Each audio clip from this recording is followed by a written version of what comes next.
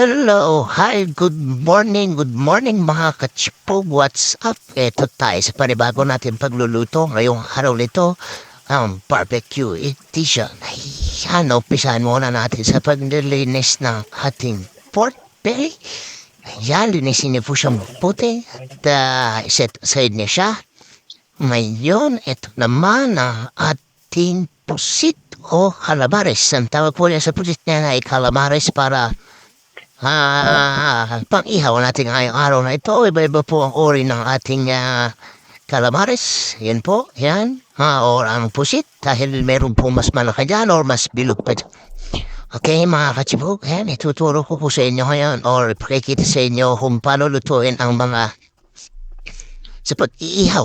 Or prepare ng ating iihawin ngayong araw na ito.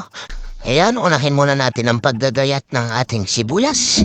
Ganyan po, ang kaliliit, mga kachibog. Ayan, ganun din po ang ating luya.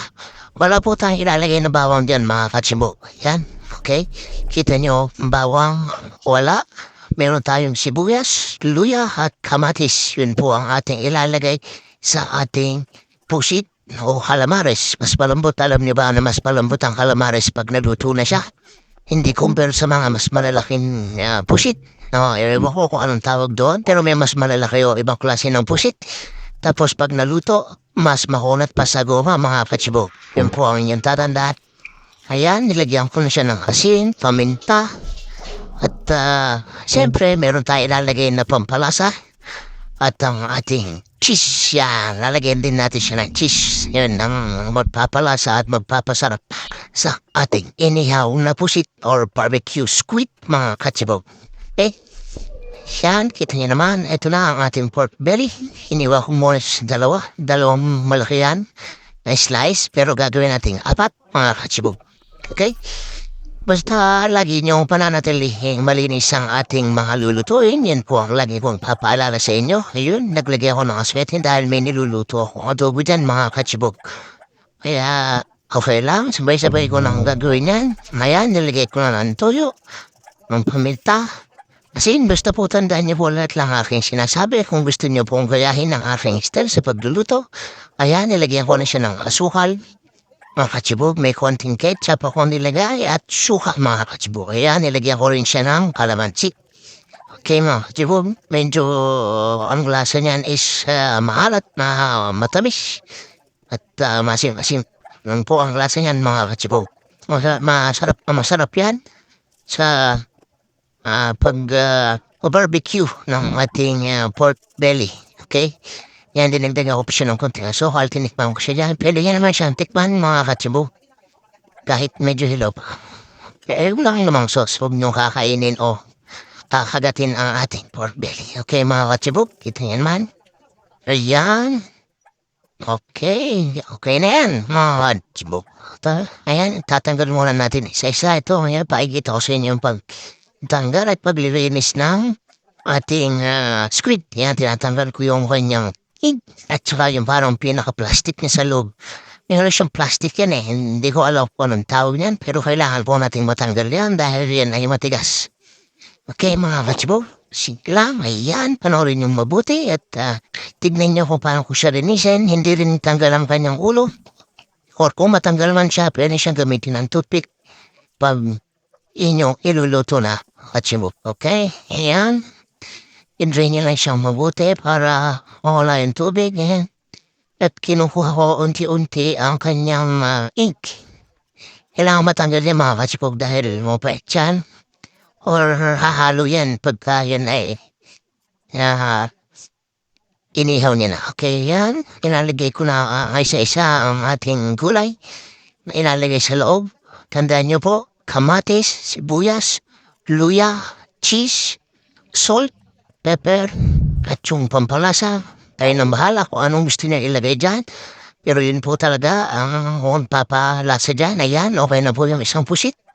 Tingnan niyo po kung paano ko ilagay. Isa-isa lang, ganyan lang. Huwag yan naman masyadong po persahin. Makaanuan na mapunit siya or whatsoever. Yan, okay? Unti-unti nyo lang ilagay ang mga gulay na yan para naman maayos ang inyong pagluluto. pagka inihaw niya na para hindi rin siya tumapon. Kaya mga kachibog, ibalik niyo rin yung ulo. Ayun, kita niyo naman yung pinaka-ulo niya o ulo ng pusit. Hindi siya natanggal. Okay? Yan.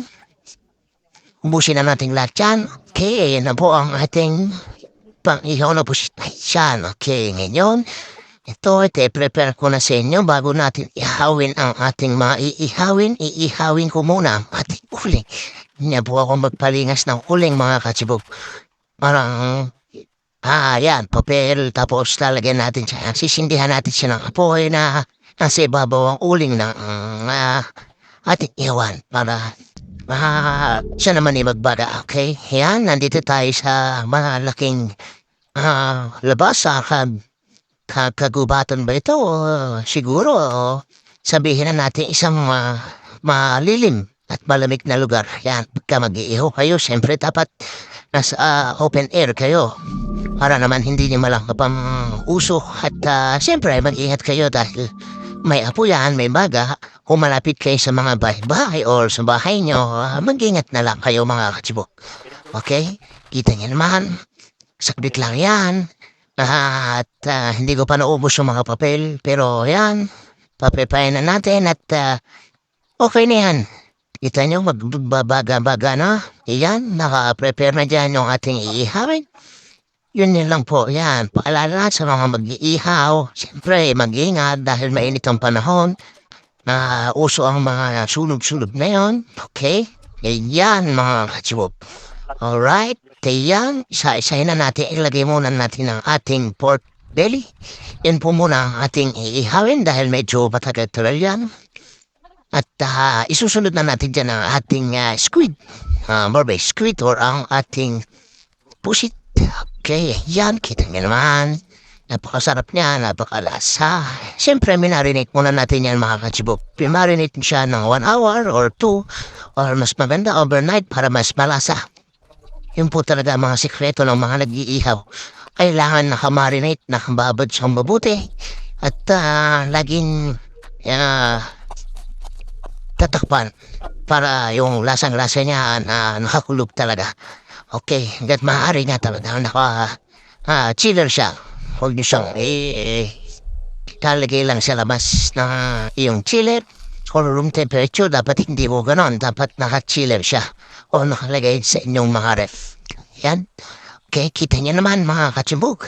Napakalasa niya at napakasarap ng ating pork barbecue or pork belly barbecue. Okay? Yan, kanila lamang po. Huwag niyo po masyadong susunugin. Huwag niya masyadong malakas ang apoy. Babalik-balik rin niya siya para mas malambot at hindi siya sunog. Okay, mga kachibog, babantayan nyo. Dahil napakabilis maluto na, lalo na siyempre may mga soy sauce yan at mga ketchup, madali siyang masunog. Okay, mga kachibog, basta hinaan nyo lang at huwag masyadong malakas ang ating apoy, mga kachibog. Okay? Ayan. Alam di ba dyan sa lugar na aking pinaglulutuan ay presko dahil maraming puno. Yan, okay? Ito na ang ating calamares or squid, barbecue squid. Ayan, nihiwa-hiwa ko na siya para mas maluto yung loob. Napakadali lang maluto niyan mga kachibog. Kita niya naman, nakakunting hiwa-hiwa lang, maluluto na siya. Yan, malambot yan kesa dun sa mga nabibili nating mas malalaki. Yan, kahit medyo overcooked pero malambot pa rin. Okay mga kachibog? Yan, kuya, napakaganda ng ating barbecue edition. Para ngayong araw na to, thank you for watching. Please don't forget to follow, like, and subscribe mga kachibog. Okay? Kita niyo naman, napakasarap at para sa ating tanghalian. Bye-bye! Ingat!